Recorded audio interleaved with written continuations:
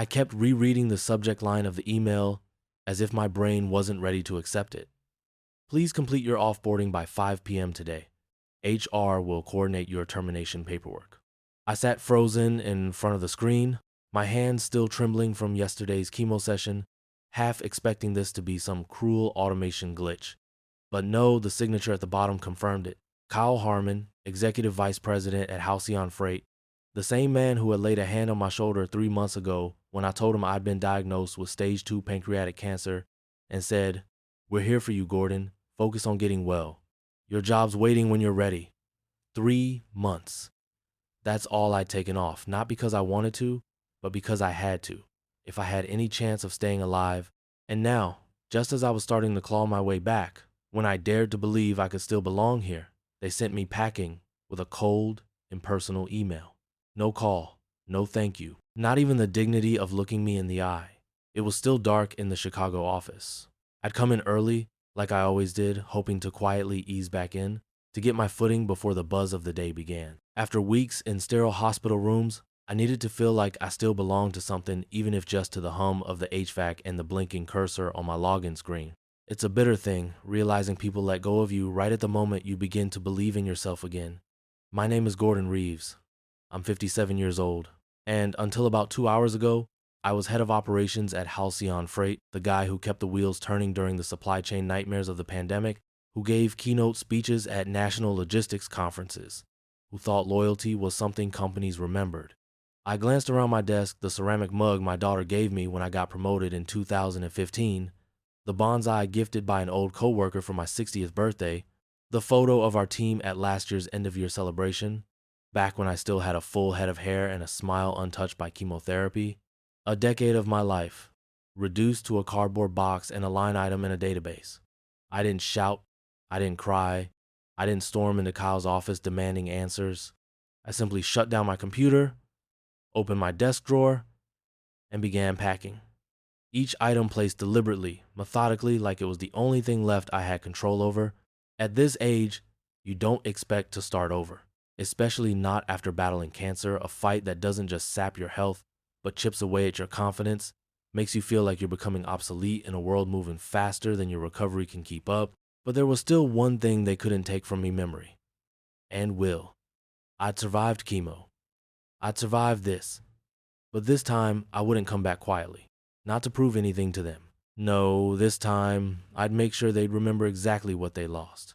As I folded the last of my belongings into the box, the office slowly began to stir. The soft thump of footsteps echoed from the hallway, followed by the low hum of elevator doors opening.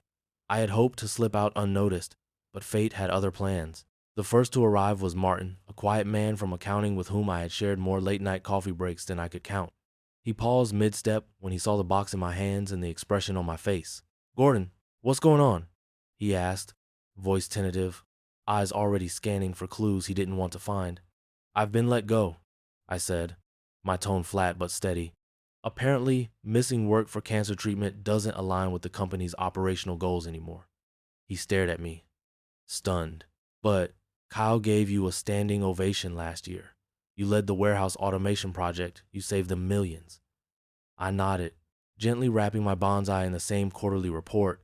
I'd stayed up all night finishing 2 weeks before I collapsed and ended up in the hospital. And now, they've saved money by cutting me loose. Word spread quickly, as it always does in places where the walls may be glass, but secrets travel faster than light. Within an hour, the office that had once been filled with team huddles, laughter, and the clang of coffee mugs became unnervingly quiet. Colleagues I had mentored, fought for during budget cuts, defended in meetings where their value had been questioned, now walked past my desk without saying a word, not out of malice, but because they didn't know what to say. Silence became their shield, and my dignity, their collateral. One of my direct reports, Alyssa, finally broke through the discomfort. She approached hesitantly. Holding a manila folder, I recognized it contained the updated logistics blueprint I had worked on before my diagnosis. "This isn't right," she whispered, glancing around to make sure no one else was listening. "Kyle promised you'd have a job waiting. Everyone knew it." "I'm not here to fight," I said, pressing the lid onto my box. "I'm just making sure I leave with what's mine: memories, not bitterness." But the bitterness came anyway, not because I was fired, but because of the way it happened.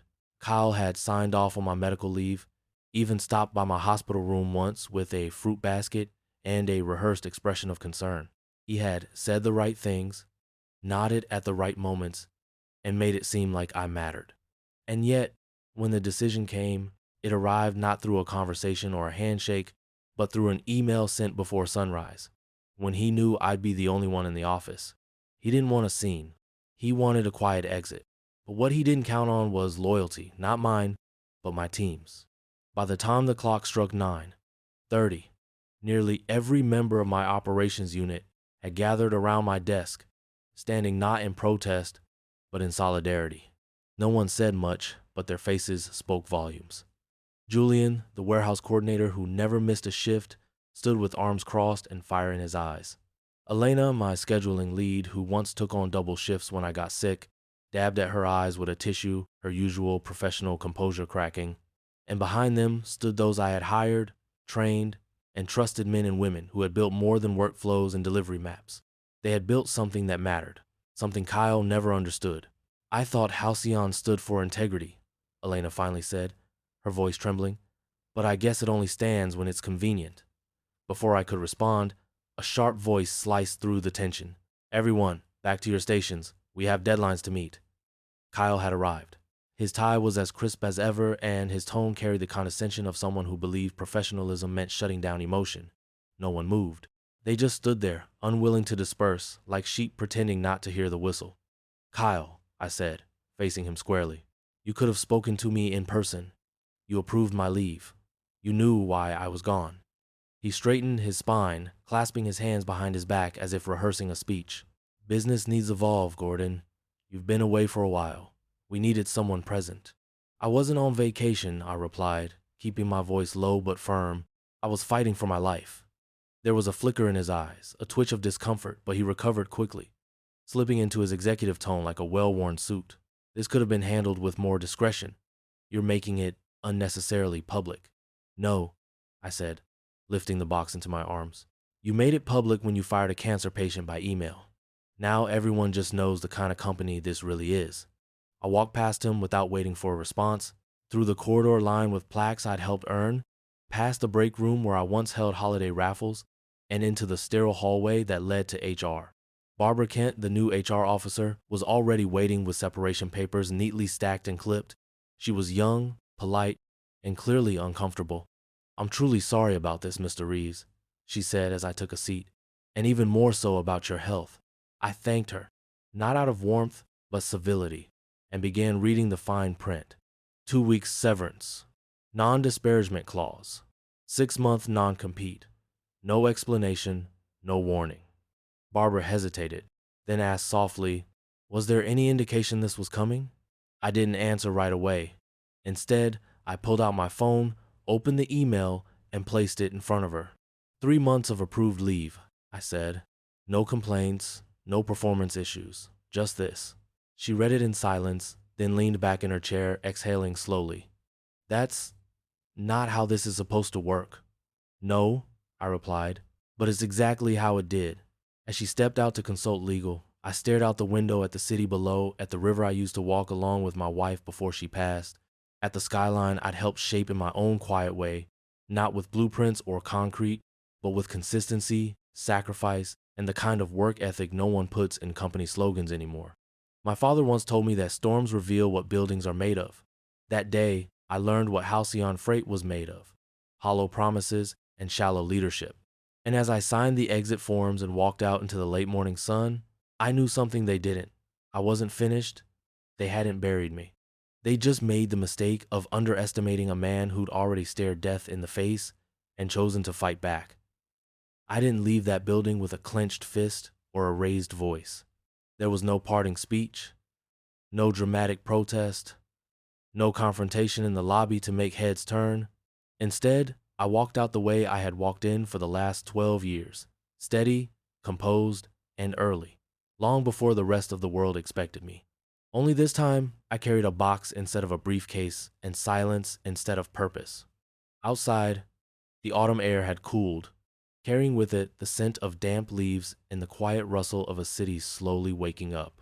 I placed the box gently into the trunk of my Buick, the same one my wife and I used to take on weekend road trips before the cancer took her, and paused for a moment behind the steering wheel, letting the reality settle, not like a weight, but like a chill that creeps in unnoticed until it wraps itself around your bones. My phone buzzed once, then again followed by a series of vibrations that felt more urgent than comforting. I glanced at the screen messages from people I had mentored, led, fought for in boardroom battles, and defended during budget cuts. One from Julian read simply, "This is wrong. What can we do?" Another from Elena, "Let's meet. We're not letting this go." Others followed questions, outrage, disbelief, but underneath them all, a current of something I hadn't expected. Loyalty. I didn't respond. Not yet. I wasn't ready to lead anyone, not in that moment. My strength was spent not from the walkout, but from the months that had come before the treatments, the uncertainty, the hours spent questioning whether I still had a place in a world that seemed to reward youth and image over wisdom and endurance. I had fought too many battles to waste my breath on bitterness. Instead, I drove. Not home, not to the hospital, but to a quiet stretch along the Lake Erie shoreline, a place my father used to take me when I was a boy, where the water met the rocks with a kind of relentless patience that never seemed angry, just consistent. It reminded me of him, and now, of who I needed to become again. I sat there for nearly an hour, not thinking of retaliation, but of recovery, not revenge, but readiness. I needed to regain my footing before deciding my next step, because while pain makes you react, reflection gives you power. And I wasn't about to let them take my power, not again. That afternoon, I sifted through the documents Barbara had handed me, the non-disparagement clause, the non-compete, the severance package typed in cold legal terms that spoke nothing of the years I had given them. There were no commendations, no recognition of the systems I had built or the teams I had trained. Just clauses and timelines and terms as if I had been nothing more than a line on a ledger they'd finally decided to delete. I forwarded the termination email to my personal account, created a private folder, and labeled it Foundation. Not as a legal strategy, I wasn't ready to sue anyone, but as a reminder, a starting point. The first stone laid not in anger, but in awareness. Over the next few days, I kept to myself. I answered messages only when I had something meaningful to say. I walked, I read, I rested. Most of all, I listened not to podcasts or television, but to the quiet voice that often gets drowned out when you're rushing to meet deadlines or pretending pain doesn't hurt. That voice told me that I wasn't done. That voice reminded me that strength isn't about making noise. Sometimes it's about knowing when to be silent, when to pause, and when to rise. Then, on a Thursday morning, as the frost clung to the windows and the sun barely crept past the horizon, I received a call that would change everything. It was from a name I hadn't seen in over a year. Derek Mason, CEO of North Lake Transit Systems, the largest independent freight company in the Midwest. We had met at a logistics conference in Atlanta years ago, and though nothing had come of it back then, he had made an impression. Sharp mind, blunt words, and a reputation for treating people like people. "I heard what happened, Gordon," he said, his voice direct but not cold. "And let me say this plainly. Halcyon made a mistake, one I don't plan to repeat. I didn't speak right away. I needed to know what he was offering, pity or possibility. I've been watching Halcyon's decline for months," Derek continued. "Their numbers have slipped since you stepped away. I know talent when I see it, and I know when a company lets theirs walk out the door." He paused, then delivered the line that shifted the tide. "We're expanding in the Northeast, and I need someone who knows how to build a team that lasts. The director of regional operations position is yours if you want it." It wasn't just a job. It was the kind of role I had trained for without knowing where my age, my battle scars, my experience, and my mistakes could be tools, not burdens. Still, there was one issue lingering like smoke after a fire. "I'm under a non-compete," I said carefully. "Our legal team reviewed it," he replied without hesitation. "It's broad, unenforceable under Ohio law, especially under the circumstances. And if Halcyon wants a fight, we're ready for it." I didn't accept the offer that second. I needed to sit with it, to make sure my next move came from strength, not spite. But as I hung up the phone and looked out across the bare trees of November, I realized something that filled my lungs deeper than any breath I'd taken in months. They had fired me, thinking I was finished. But they had only released the weight I'd been carrying for too long. The next time I showed up in a boardroom, I wouldn't be asking for a seat at the table. I'd be building the table and choosing who got to sit at it. By the time the weekend arrived, I had done little more than reflect, rehydrate, and reset. I avoided social media, ignored the industry blogs, and let my phone ring through more often than not because I wanted to detach from the world, but because I needed to reconnect with something far more elusive, my sense of direction. For the first time in years, I was no longer tied to a title or a routine. There were no status meetings, no schedules, no charts demanding my immediate attention. I was free painfully, frighteningly free. That Sunday afternoon, I agreed to meet Julian and Elena at a quiet pub just outside of Toledo, a place I hadn't been to in over a decade, but somehow felt drawn to, not for its food or drinks, but for the privacy it offered. We sat in a corner booth with enough distance from the bar to feel invisible, which is exactly what I needed. They didn't bombard me with questions or advice. Instead, they just sat with me, allowing the silence between us to speak its own truth that something important had been broken, not just in me, but in them too. Julian eventually leaned in and said, "Things at Halcyon are falling apart already. No one knows where half the files are. Your systems, no one understands how you tied everything together. Kyle thought he could replace you with someone younger, someone cheaper, but all he did was remove the foundation." I didn't reply right away, not because I disagreed, but because I'd already started to understand that revenge, if it ever came, wouldn't look like a courtroom victory or a front-page scandal. It would be quieter, more deliberate, a kind of justice rooted not in retaliation, but in rebuilding. That night, as I pulled into my driveway, my phone rang again. The caller ID simply read, D. Mason. I knew who it was before I picked up, though the timing caught me off guard. I answered, and Derek's voice was as steady as ever, with just a hint of something behind it, urgency, maybe, or anticipation. "Gordon, I know I gave you time to think, but something's come up, and I believe this is worth moving on." I sat on the edge of my bed, listening as he explained. North Lake Transit Systems had just signed a preliminary agreement to acquire a regional logistics network in the Northeast, and with that expansion came a gap, a leadership vacuum that needed to be filled quickly and decisively. "The offer still stands," he said, "Director of Regional Operations. But now there's more. If you come in, you won't just lead, you'll build. The team, the culture, the direction, it'll be yours to shape." His words didn't carry the flash or sizzle of a pitch. They were matter-of-fact, grounded, and quietly potent, the kind of words that carried weight because they weren't dressed in flattery. Still, I remained cautious, not because I doubted him, but because I had been burned too recently to leap without looking. "There's the non-compete," I said, though my voice already betrayed that I was considering it more seriously than I had before. "Our legal team reviewed it again after we spoke," he replied. "Frankly, it won't hold in court. It's vague, overreaching, and most importantly, they terminated you while you were on medical leave. That alone gives us leverage. But if it becomes a fight, we'll handle it. I'll personally see to it that you're not left hanging." I looked out the window at the trees lining my backyard, their branches bare but resilient, standing firm against the wind that had picked up with the dusk.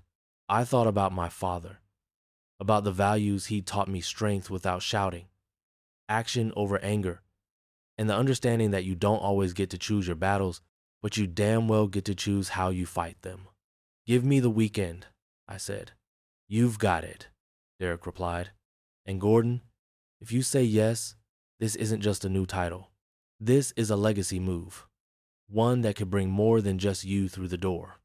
When the call ended, I didn't pace the room or make a list of pros and cons. Instead, I sat with it. The offer, the implications, the weight of what it could mean, not just for me, but for the people who had stood by me. The ones still stuck at Halcyon, frustrated and unheard. The ones who, given the chance, might follow. The next morning, I pulled out a yellow legal pad and started sketching out names, not clients, not vendors, but people. People who had talent and heart and grit, who had once built something special with me and who were now trying to survive in a place that had proven it no longer valued them. I didn't reach out yet. I wasn't ready to ask anyone to follow me, not until I had something worth offering. By Sunday night, I'd made my decision not out of vengeance, but out of vision. I saw something clearer than I had in years. A place where people could work with purpose, where their worth wouldn't be measured by quarterly margins or faceless spreadsheets, but by the impact they made and the respect they received. Monday morning, as the sun rose over the frost-covered lawn, I called Derek Mason. "I'm in," I told him, "but there's one condition." "Name it," he said. "If any of my former colleagues apply, they get a fair shot. No guarantees, just a real chance, not out of loyalty to me, but because I know the kind of value they bring." There was a pause on the line, followed by a quiet chuckle. "That's why I wanted you, Gordon. You don't just build systems, you build people." Later that day, I signed the contract, and for the first time in a long while, I didn't feel replaced. I felt ready. The first morning I walked into North Lake Transit's headquarters as Director of Regional Operations, I didn't wear anything new. I put on the same dark gray blazer I'd worn for my last major pitch at Halcyon, the one that had won them the Henderson Logistics account 2 quarters before they cut me loose. The lining had thinned near the cuffs, and the left inside pocket was beginning to tear, but I chose it deliberately, not for comfort, for memory. That blazer reminded me of the man I was before the illness, before the betrayal, before I had to prove not to others, but to myself that I still had something to give. The office itself was a different world from what I had known. North Lake's culture felt open, yet focused, sharp, but human. No rows of cubicles, no glass-walled offices built to isolate rather than lead. Instead, there was a hum of collaboration that didn't feel forced, and a rhythm to the operations floor that pulsed with energy, not dread. Derek met me in the lobby, his handshake firm and his grin wide but understated. "They've already heard the news," he said. "The team's buzzing. Let's give them something real to get behind."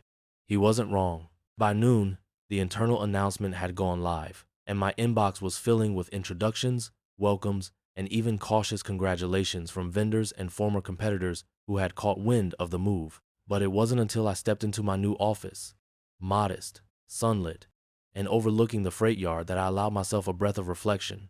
Not celebration, not relief. Just a moment to acknowledge the ground I now stood on, not given, but earned, one quiet battle at a time. I had requested no fanfare. What I needed most in those early days was focus, and I found it quickly. The region I was tasked with managing had strong potential, but a fractured infrastructure, good people spread too thin, communication gaps between departments, and a legacy system that had been patched more times than it had been improved. It was familiar territory, but now I had the authority to do what I had always done behind the curtain: rebuild from the inside out. I didn't call my former colleagues right away. I waited, not because I doubted them, but because I wanted to ensure that what I invited them into would be worthy of the leap. In the meantime, I worked. I spent long evenings sorting through data myself, sitting in on calls, listening to line managers, and watching where decisions bottlenecked. And slowly, like a machine finding its rhythm, things began to move. 2 weeks later, I received a series of emails within minutes of each other, one from Julian, another from Elena, then Marcus, then Sharon. Each message was worded differently, but the subtext was identical. "We're ready. Tell us where to go."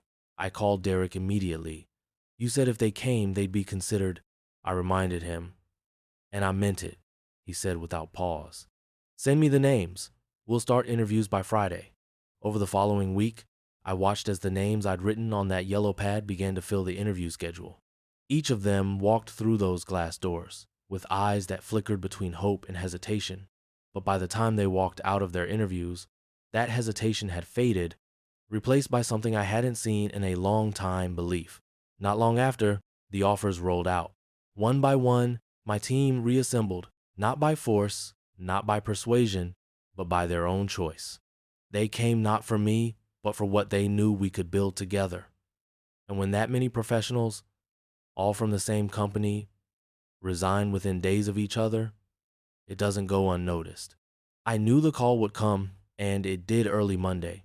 My phone lit up with an unfamiliar number that traced back to Halcyon's regional office. I let it ring through the first time. The second time, I answered. "Gordon," said the voice on the other end, tightly composed. "This is Brenda Lawson. I'm stepping in as interim VP while we evaluate recent losses. I think we need to talk." "I don't work for Halcyon anymore," I said simply. "Yes, well, we've had 7 resignations from your former department, and clients are raising concerns. Some have even reached out asking where you've gone." I said nothing, letting the weight of her words linger. "We're prepared to offer you your former position back, with a substantial salary increase," she continued, her tone shifting as though money could fix what had already cracked. "I appreciate the call," I replied, "but I've accepted another position." "We're willing to match the offer," she added, her voice sharpening slightly. "It was never about the offer," I said, and this time my voice didn't waver. "It was about being treated like I mattered." There was a pause, long and brittle. "What would it take then?" she asked at last, as though the answer might still be transactional. "It would take turning back time," I replied, "to the day I sat in a hospital chair, fighting to stay alive, and someone decided that made me expendable." I ended the call before she could respond. That conversation wasn't about negotiation, it was closure. Not just for me, but for everyone who had stayed too long in a place that stopped seeing their value. Within 2 months, Northlake's Northeast Division had not only stabilized, it had begun to thrive. We retained 3 major accounts Halcyon had taken for granted, and acquired 2 more based solely on the strength of our restructured team. And when the quarterly numbers came in, Derek sent me a message that said only, "Whatever you're doing, keep doing it." We didn't hold a formal celebration. But one evening, just as winter began to settle in, I found myself sitting with my team at a small Italian restaurant near the office. The conversation flowed easily, laughter filling the spaces where exhaustion used to live. At one point, Julian raised his glass and said, "To second chances and to the people who make them count." I raised mine with him, not just in agreement, but in silent gratitude. Not because we had won, but because we had chosen not to stay defeated. They had taken my title, my office, and tried to erase my place in a company I helped build. But they couldn't take the part of me that mattered, the part that leads, that builds, and most importantly, that comes back stronger. This wasn't revenge in the way they expected. It was redemption, rebuilt one brick at a time.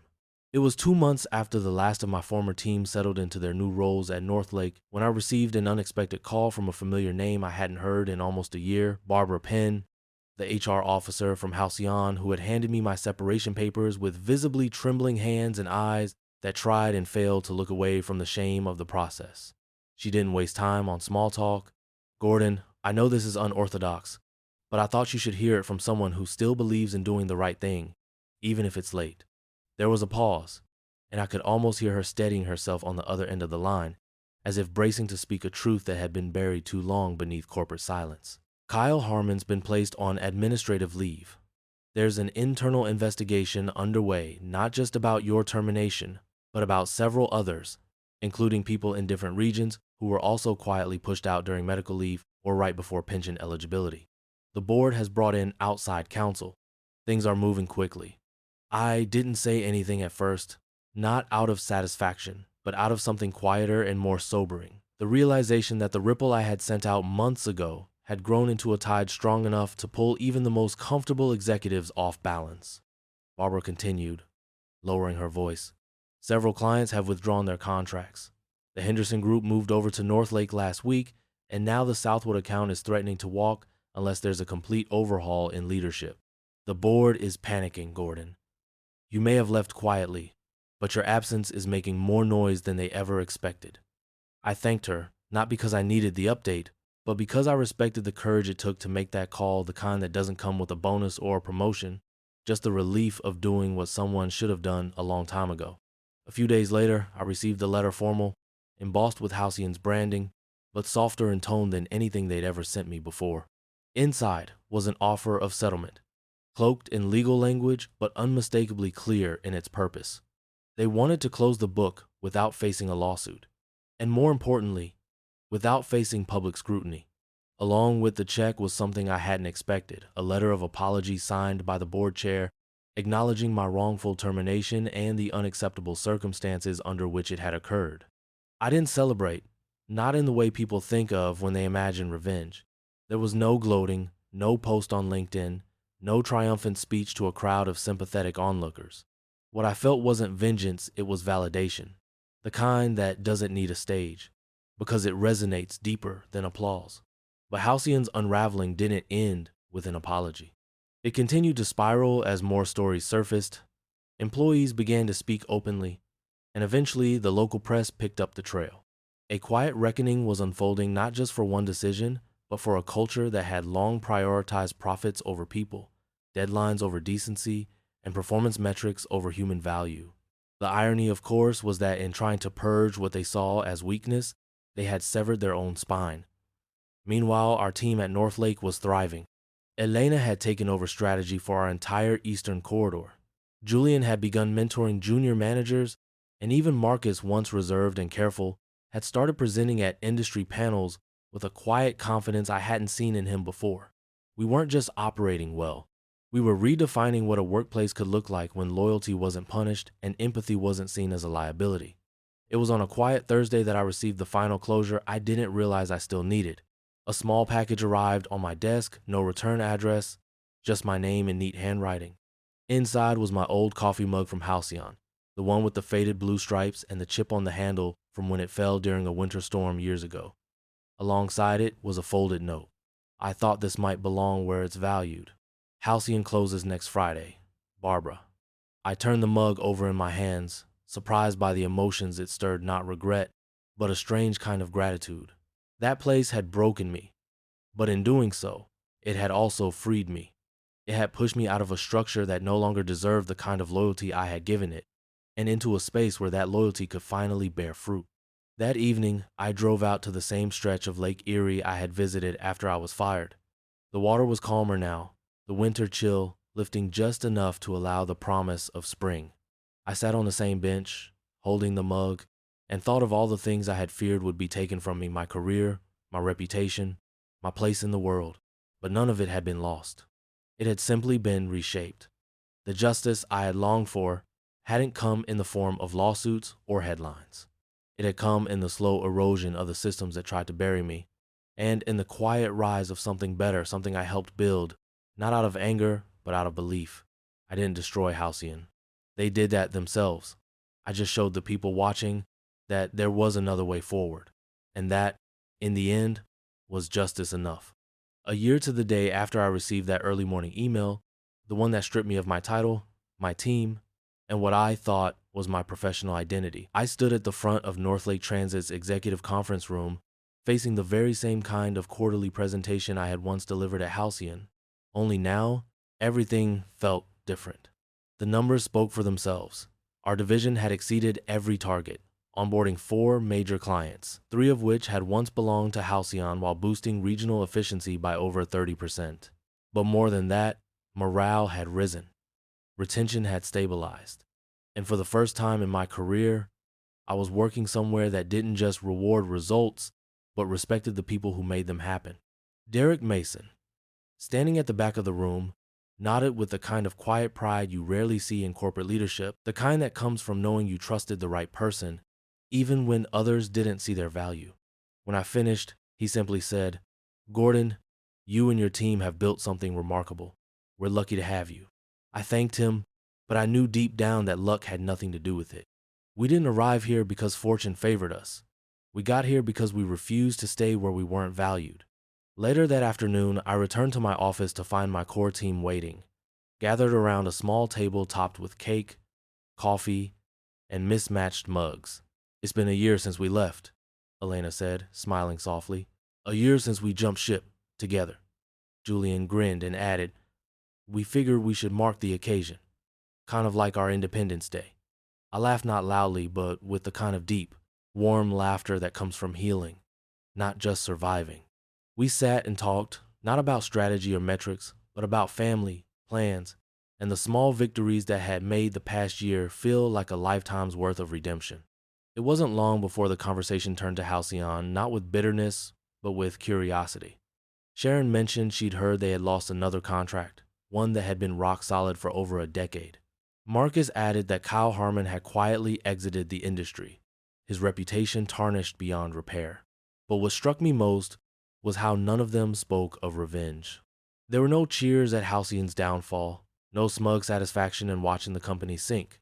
What we felt wasn't triumph over them, it was pride in what we'd chosen to build instead. That's when I realized the greatest revenge isn't in destroying what hurt you, it's in proving that you never needed them to thrive. A few weeks later, I received one last message that would tie everything together, a lunch invitation from Brenda Lawson, Halcyon's former regional manager who had since joined a consulting firm focused on organizational reform. We met at a quiet cafe overlooking the lake, where the view reminded me of stillness and strength, and she surprised me by skipping the pleasantries and speaking plainly. "I came to apologize," she said, "not just for what happened to you, but for the culture I helped enable. After everything unraveled, I spent months unpacking what went wrong, and your name kept coming up not because of what you did, but because of what you stood for, and how quickly everything fell apart when you were gone. I listened, not to gloat or absolve, but to understand." She explained that the board had reviewed every termination from the past 3 years, uncovering a pattern of quiet removals tied to age, illness, and cost saving disguised as performance metrics. What followed was an acquisition, a quiet folding of Halcyon's assets into a larger conglomerate, and the end of a brand that once believed it was too big to fail. As we parted ways, she asked me a question I hadn't expected. Was it worth it, walking away instead of fighting? I paused, not because I didn't know the answer, but because I wanted to say it right. I didn't walk away to be silent, I told her. I walked away to build something louder. That evening, I returned home to find a small package waiting on my porch. No return label, just a familiar postmark from Cleveland. Inside was the cactus that used to sit on my desk at Halcyon, the one my daughter gave me when I got my first executive title. It had grown, just slightly, with a new bloom peeking from one of the arms. A handwritten note accompanied it. "Thought you might want this back. Seems like it's found better light, Barbara." I placed it by my office window where the morning sun would reach it. And as I stood there, watching the light stretch across the floor, I felt a quiet truth settle in my chest. Not heavy, not sharp, but steady. I hadn't won by tearing down the place that broke me. I had won by building something it could never become. A place where people were seen, heard, and respected. A team where no one was punished for being human. And a future that didn't just restore what was lost, it redefined what mattered. To those watching this, especially those who feel forgotten, pushed aside, or replaced, know this: your story isn't over. Your worth doesn't expire just because someone else failed to see it. And sometimes, the most powerful revenge isn't loud, or fast, or cruel. Sometimes, it's as simple and as profound as rising again, stronger, and showing the world what they lost when they let you go. If this story moved you, don't forget to subscribe and share it with someone who needs a reminder that it's never too late to come back stronger. Because here, we believe in second chances. We believe in justice even if it comes late.